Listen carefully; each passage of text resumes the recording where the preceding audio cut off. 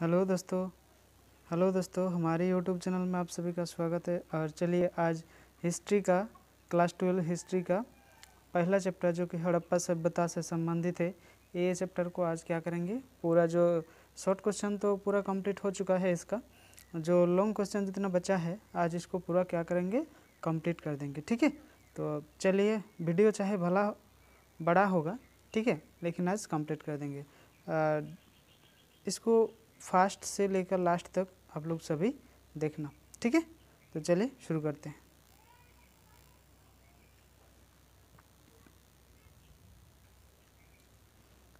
तो पहले क्वेश्चन जो है,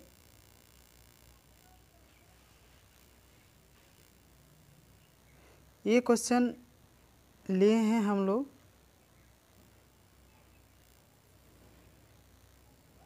ठीक है। ये पहली है, बहुत ही कंफ्यूज वाला एक क्वेश्चन है। ये क्वेश्चन क्या है, कार्बनिक विधि से आप क्या समझते हैं। ठीक है, तो ये जो कार्बनिक विधि है इसको आज हम लोग पूरा समझने वाले, तो इससे हम लोग समझेंगे। तो यह क्या है, चलिए आंसर देखते हैं। ये है तिथि निर्धारण करने की वैज्ञानिक विधि को कार्बनिक विधि कहा जाता है। ठीक है, और इस विधि की खोज अमेरिका के विख्यात रसायन शास्त्री B.F. विली के द्वारा सन 1946 में की गई थी। ठीक है, इस विधि के अनुसार किसी भी जीवित वस्तु में कार्बनिक 12 एवं कार्बनिक 14 की मात्रा जो पाया जाता है, ये क्या है, मृत्यु अथवा विनाश की अनुभव में पाया जाता है। ठीक है, और C12 में स्थित रहता है, C12 में स्थित रहता है। मगर यह जो स्थिति है, यह C12 का निरंतर क्षय होने लगता है और ये क्षय होने लगता है। ठीक है, और उसके बाद क्या होता है, यह जो विधि है, यह कार्बन विधि है, यह उस कार्बन की तिथि C12 की मात्रा आधी रह जाती है। इस प्रकार की वस्तु की काल की गणना की जाती है। ठीक है, इस पदार्थ की कार्बन 14 की मात्रा जितनी कम होती है वह क्या होता है, उतना ही प्राचीनतम माना जाता है। मतलब इसका जो ज़्यादा दिन तक हम लोग उसको मानते हैं, तो जितना पुराना होगा उतना ही उसका कार्बन जो -14 है इसकी मात्रा कम होता जाता है। ठीक है, अभी इसको माना जाता है। और C-14 के क्षय की प्रक्रिया को रेडियो धर्मीयता कहा जाता है। ठीक है, तो ये क्वेश्चन था। अभी हम लोग इसका जो दूसरा क्वेश्चन है उसको देखने वाले हैं।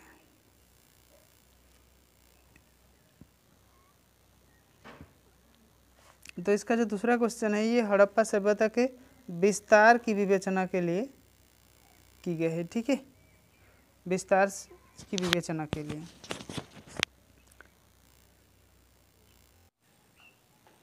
अभी जो है इसका हम लोग देखेंगे। ठीक है, तो इसका आंसर जो है रंगनाथ राव महादेव के अनुसार, ठीक है, रंगनाथ राव महादेव के अनुसार हड़प्पा सभ्यता का जो विस्तार पूर्व से पश्चिम तक किया, वह कितने किलोमीटर के हैं, 1600 किलोमीटर, एवं उत्तर से दक्षिण की जो है यह 1100 किलोमीटर है। ठीक है, परंतु इसका जो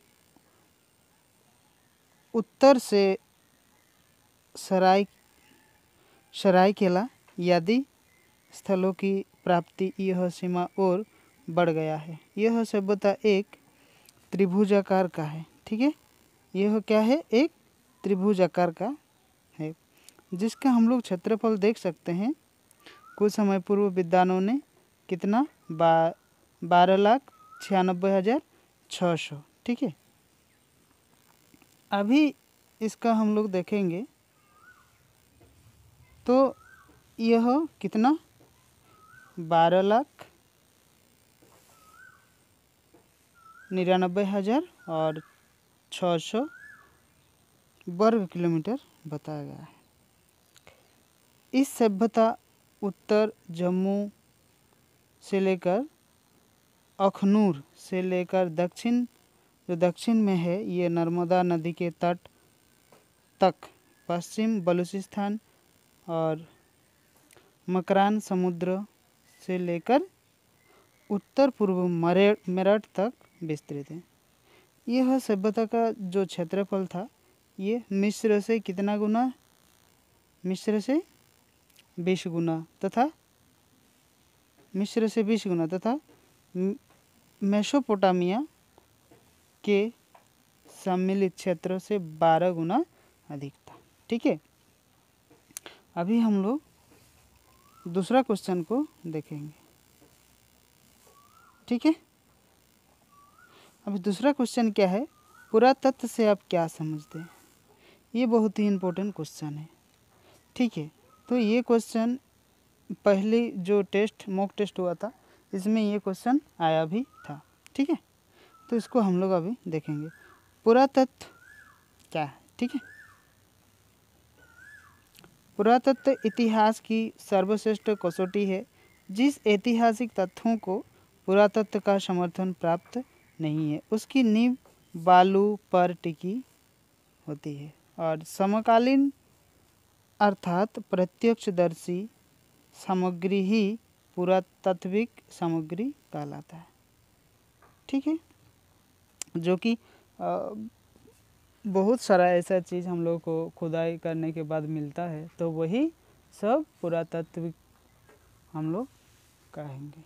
ठीक है, हमारा वही इतिहास प्रमाणित है कि ऐसी सामग्री के आधार को बनाए लिखा जाता है और पुरातत्व वह विज्ञान है जिसके माध्यम से पृथ्वी के गर्भ में छिपी जो सामग्री होती है उस सामग्री को हम लोग क्या करते हैं, खुदाई कर अतीत के लोगों के भौतिक जीवन विज्ञान प्राप्त किया जाता है। जो हम लोगों से पहले जो जितना सारा लोगों समय था उनका सभी का हम लोग क्या करते हैं, छानबीन करते हैं, उसको जानते हैं कि किस तरह का वो लोग करते थे, किस तरह का नहीं करते थे, ये सब हम लोग को पता चलता है। ठीक है, अभी किसी भी जाति सभ्यता के इतिहास का विज्ञान प्राप्त करने के लिए पुरातत्व और एक प्रमुख साधन है। कोई भी इतिहास का सभ्यता के बारे में अगर हम लोग को अच्छे से जानकारी प्राप्त करना चाहते हैं हम लोग, तो ये चीज़ सबसे बहुत ज़्यादा अहमियत रखता है। ठीक है, इसके रूप में हम सामने आता है कि पुरातत्वविदों ने सिंधु घाटी के समीप उत्खनन कर जो पुरातात्विक सामग्री प्राप्त की है उसी सामग्री के आधार पर हड़प्पा सभ्यता को प्रारंभिक नगरों की कहानी लिखी गई है। और जो उस समय ये पुरातत्व हम लोग को मिला था और वही चीज़ क्या किया था, हम लोग के आधार में हम लोग आधार उसको माने हैं और उसी के अनुसार ये सारे चीज़ हम लोग करते हैं। ठीक है, अभी हम लोग देखेंगे नेक्स्ट क्वेश्चन क्या है, हड़प्पा वासियों द्वारा व्यवहृत सिंचाई साधन का उल्लेख करें। किस तरह का वो लोग सिंचाई करते थे, इसका साधन जो है इसके बारे में हम लोग अच्छे से अभी समझेंगे। ठीक है, हड़प्पा वासी थे, हड़प्पा वासियों के द्वारा यह सिंचाई के लिए मुख्य रूप से नहर, कुआं, तालाबों के जल प्रयोग कर लाया जाता था। ठीक है, ये चीज़ नहर, कुआं और तालाब के जल के लिए ये लोग क्या करते थे, प्रयोग करते थे। अफगानिस्तान में क्या है देखिए, सतुगई नामक एक स्थान हड़प्पा नहरों के साक्ष्य प्राप्त हैं। ठीक है, ये अफगानिस्तान में भी पूरा इसका साक्ष्य जो है ये मिला है। ठीक है, गुजरात है इसमें क्या है, धोलवीरा नामक स्थान से तालाब जो है ये तालाब का भी एक प्रमाण हम लोग को मिला है। इसे कृषि की सिंचाई के लिए, पानी के लिए तथा जल संग्रह के लिए प्रयोग किया जाता था। ठीक है, अभी हम लोग देखेंगे नेक्स्ट क्वेश्चन। ये क्वेश्चन जो है ये भी बहुत इम्पोर्टेंट है। सिंधु सभ्यता जो है, ये सिंधु घाटी सभ्यता की जो जल निकास की प्रणाली का वर्णन, ये सबसे बहुत बड़ा इम्पोर्टेंट है। ठीक है, जल कहाँ से निकाला जाता था, वही चीज़ हम लोग अभी देखेंगे। ये क्वेश्चन सेकंड नंबर क्वेश्चन दिया है, वही एक ही तरह का क्वेश्चन है। ठीक है, हड़प्पा सभ्यता की जल निकास प्रणाली की क्या विशेषताएं थी, वही चीज़ दिया हुआ है। अभी इसको हम लोग अभी आंसर को देखने वाले हैं। मोहनजोदड़ो के नगर नियोजन की एक ऐसी प्रमुख जो विशेषता जहाँ की प्रभावशाली जल निकास प्रणाली थी, बहुत ही प्रभावशाली। जैसे हम लोग वैज्ञानिक पद्धति हम लोग उसको कहेंगे, उसी पद्धति के आधार पर ये सारा चीज़ ये लोग क्या करते थे। ठीक है,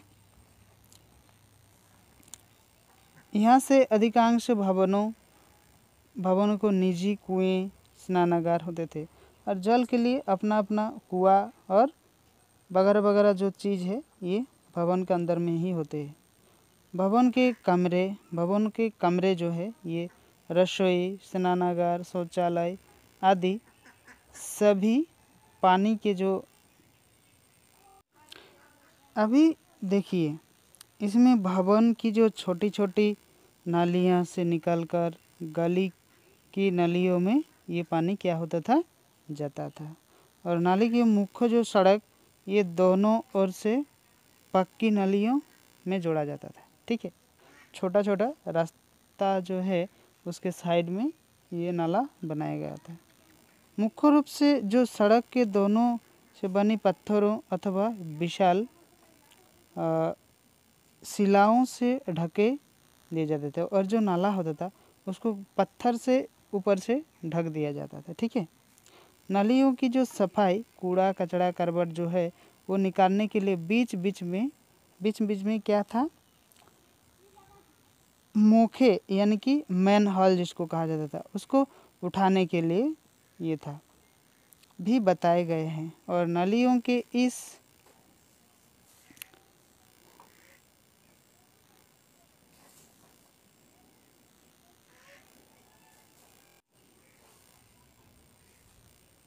तो अभी देखिए ये सड़क के दोनों तरफ से था और यह नालियाँ की इस प्रकार की अद्भुत विशेषताओं किसी अन्य समकालीन नगरों में देखने को नहीं मिली है। बहुत ही ये अभी उस तरह का हो रहा है, बहुत कम, लेकिन उस समय बहुत ज़्यादा था।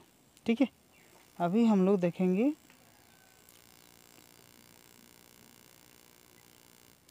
Next question. ये क्वेश्चन है मोहनजोदड़ो के सार्वजनिक स्नानागार की विशेषता जो है ये लिखने के लिए बोले हैं। कितना था? मोहनजोदड़ो का एक मुख्य सार्वजनिक स्थल है जहाँ के विशाल दुर्ग जो कि 54.86 गुणित 33 फुट का था। ठीक है, और इस स्थिति में विशाल स्नानागार यह 39 फुट यानी कि 11.88 मीटर लंबा और 23 फुट यानी कि 7.01 मीटर इसका लंबा, चौड़ा जो है ये 8 फुट यानी कि 2.44 मीटर गहरा था। ठीक है, इसमें उतरने के लिए जो है उत्तर एवं दक्षिण की ओर से सीढ़ी बनी हुई थी। उत्तर से और दक्षिण से क्या था? सीढ़ी था। अभी हम लोग देखेंगे कि स्नानागार का फर्श जो है ये पक्की ईंटों से बना हुआ था और संभवतः इस विशाल स्नानागार का उपयोग अनुष्ठानिक स्नान हेतु होता था। जो अनुष्ठान होते थे उस समय वहाँ स्नान के लिए ये चीज़ को उपयोग किया जाता था। स्नानागार के से जल के निकास भी व्यवस्था थी और जो पानी बाहर जाने के लिए उसका एक व्यवस्था भी रखी गई थी। ठीक है, अभी इसमें से एक प्रमुख कुएं स्नानागार में लाया जाता था और वस्तुतः यह स्नानागार तत्कालीन उन्नत तकनीक से परिचायक है। यह बहुत ही उन्नति के जो परिचायक है, ये चीज़ देखने को मिलता है। सार्वजनिक जो स्थल होता है और ये चीज़ वहाँ जो पानी के विशाल व्यवस्था थी ये होता था। ठीक है, मार्शल महोदय ने इसी कारण इसे तत्कालीन विश्व आश्चर्यजनक निर्माण बताया। ठीक है, अभी हम लोग देखेंगे सिंधु घाटी सभ्यता की नगर योजना का वर्णन करें, इसको हम लोग अभी देखने वाले हैं।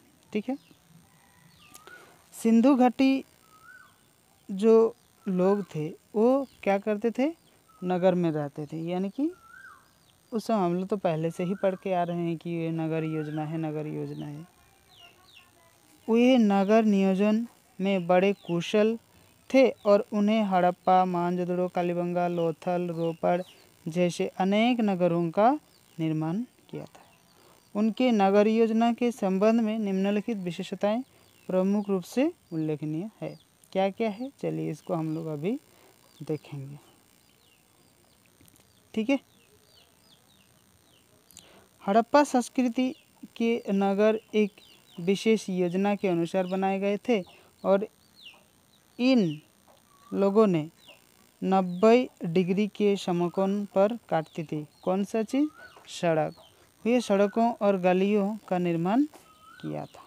दूसरा नंबर में है उनकी जल निकासी की व्यवस्था सुनियोजित थी। बहुत ही अच्छे ढंग से क्या करते थे, वहाँ पानी का व्यवस्था था। ठीक है, नालियों बड़ी सरलता से साफ हो जाती थी।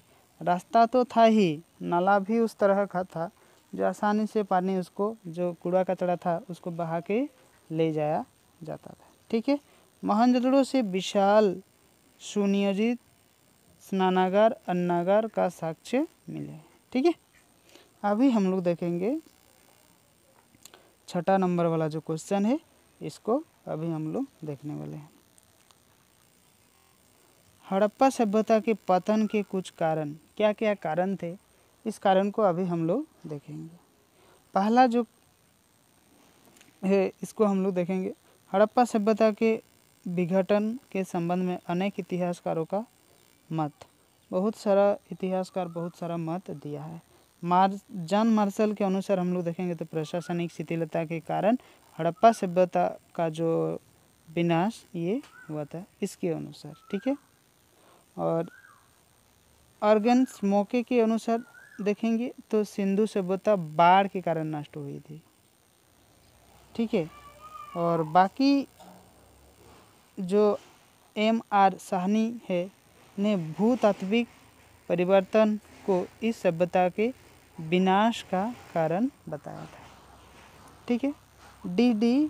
कोशाम्बी ने माना है कि मोहनजोदड़ो के लोगों का नगर जो था वो लोगों का आग लगाकर हत्या कर दी गई थी। ये बहुत मतलब ठीक नहीं लगता है।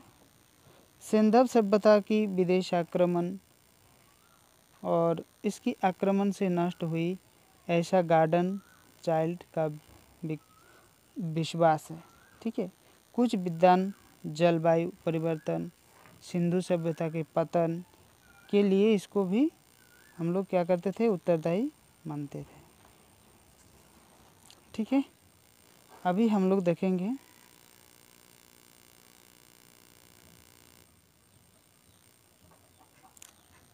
हड़प्पा सभ्यता के पतन के कुछ कारणों का उल्लेख अभी हम लोग देखेंगे अच्छे से इसका कारण। ठीक है, हड़प्पा सभ्यता के पतन के कुछ कारण जो है ये अभी हम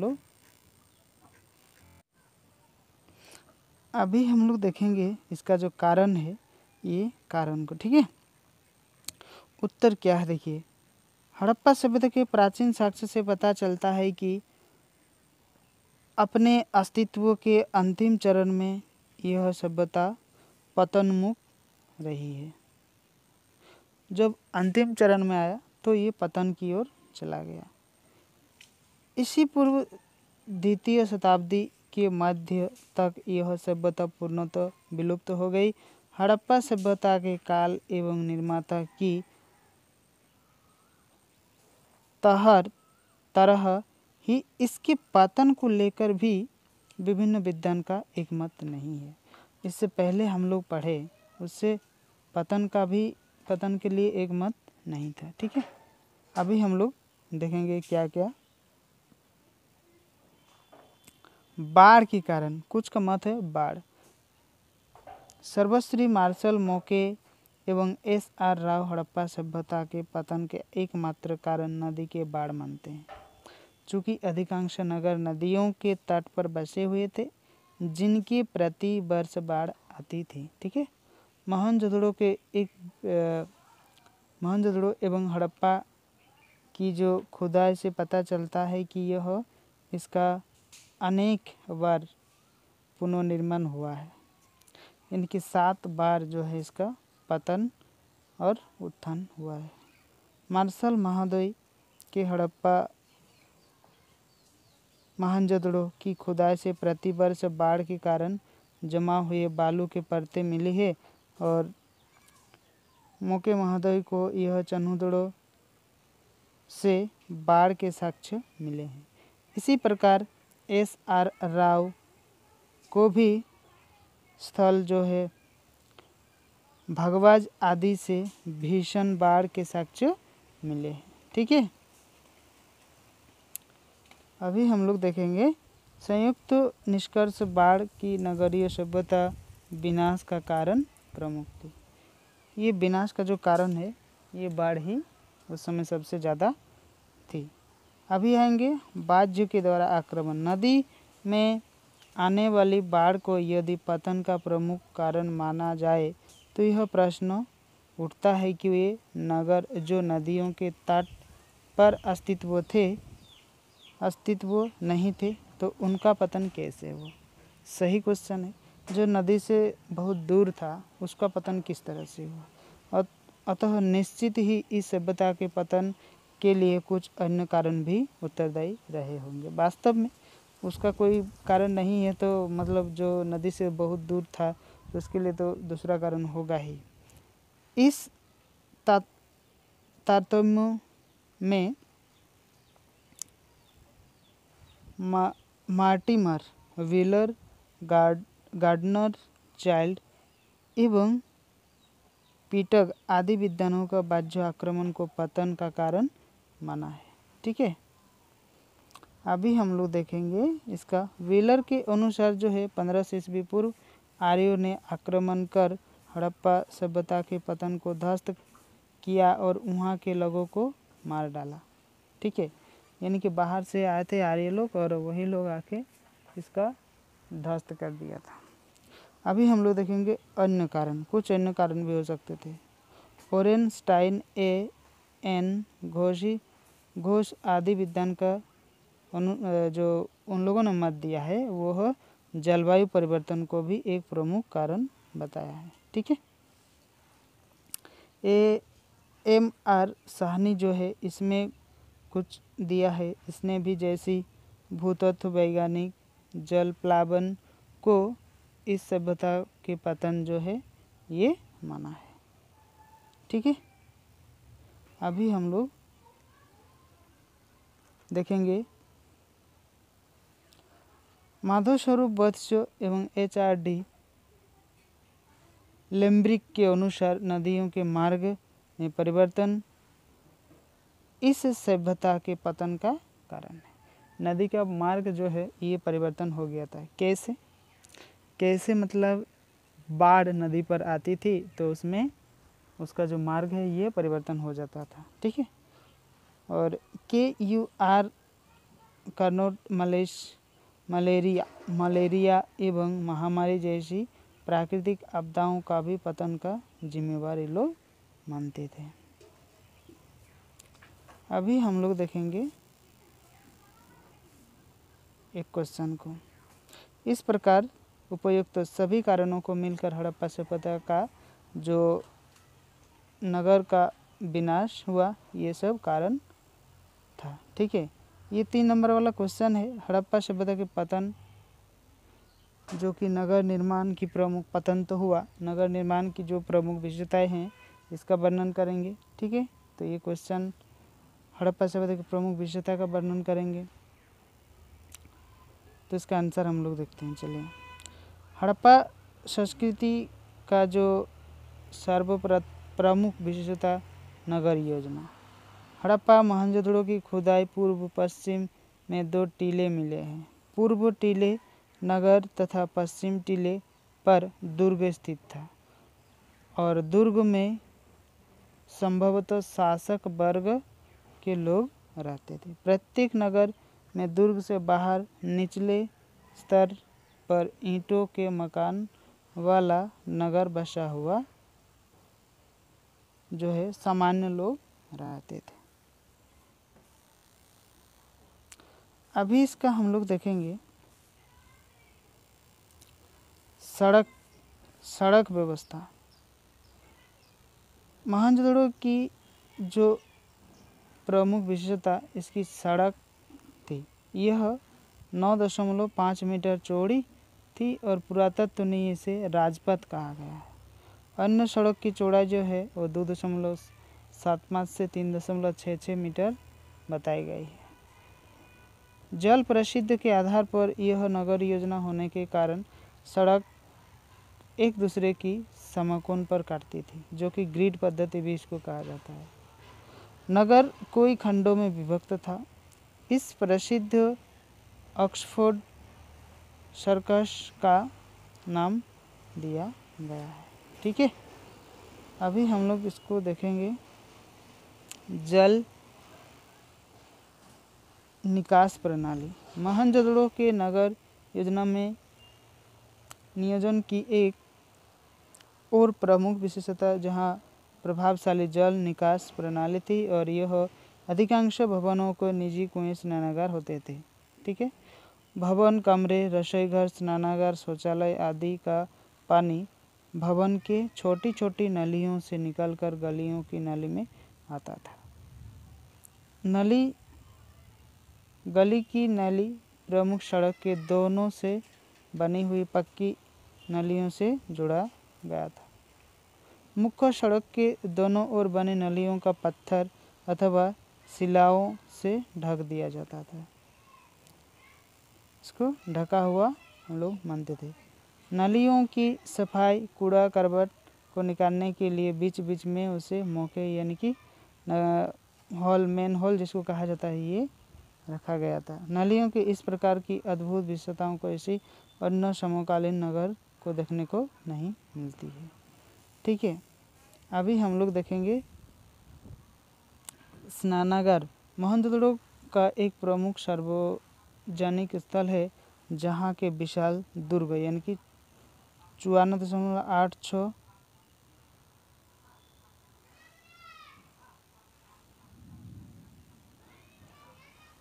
इस क्वेश्चन को हम लोग इससे आगे देखे थे। ठीक है, अन्नागार मोहनजोदड़ो।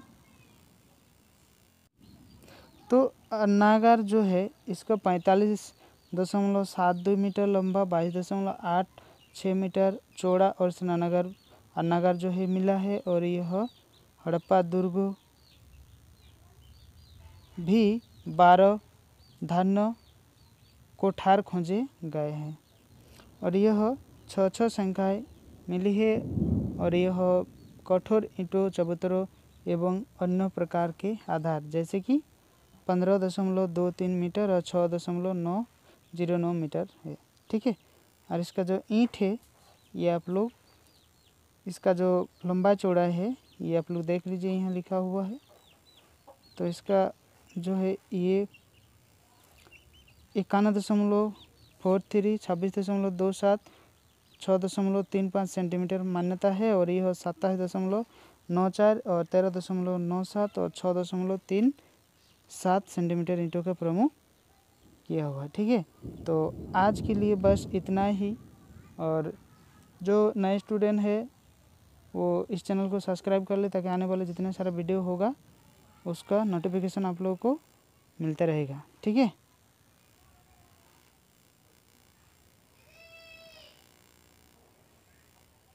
Thank you.